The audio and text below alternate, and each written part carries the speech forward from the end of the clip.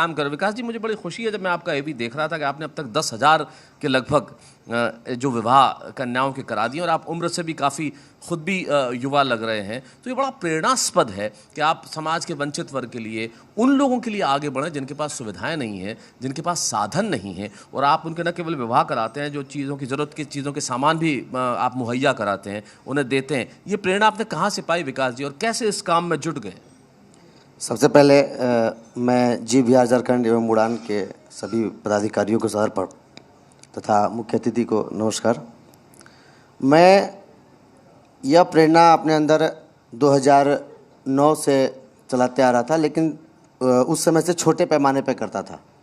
पहले क्या है कि हमारे पास पड़ोस के मोहल्ले को गरीब बेटियों की शादी में अगर किसी तरह का प्रॉब्लम होता था तो मैं छोटे मोटे से मदद करता था लोगों को, क्योंकि मैं अपने शहर में थोड़ा सा कुछ अच्छा काम करता था। तो लोग हमारे यहाँ आते थे कि बाबू हमारे बेटी का शादी है, या मैंने किसी भी तरह कोई प्रॉब्लम होता है तो स्थानीय एक छोटा प्रसिद्ध में लोग आपसे संपर्क करते? हाँ, गिनती आते थे तो मेरे पास आते थे हर समस्याओं के लिए।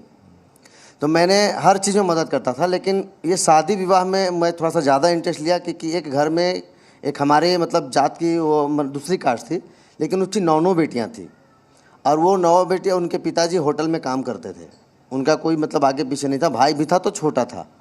तो उनकी बड़ी बेटी की शादी हो चुकी थी, दूसरी बेटी की शादी से हम उसमें मतलब अपना योगदान देना शुरू किए।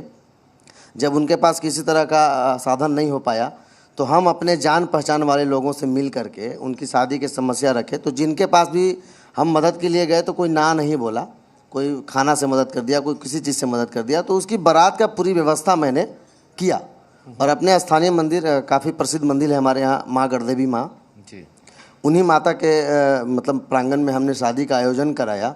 और उसी समय से जो हमने शादी में बेड़ा उठाया, से झारखंड से छोटे छोटे करते करते करके फिर मैं बिहार में, मैं सोचा कि ये अकेले अगर कोई काम करें तो कितना हम शादी में मदद कर पाएंगे जी।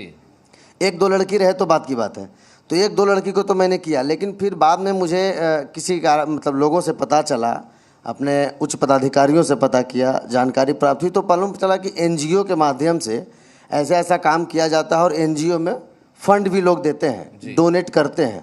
ये समझ के मैंने NGO की तरफ आगे बढ़ गया।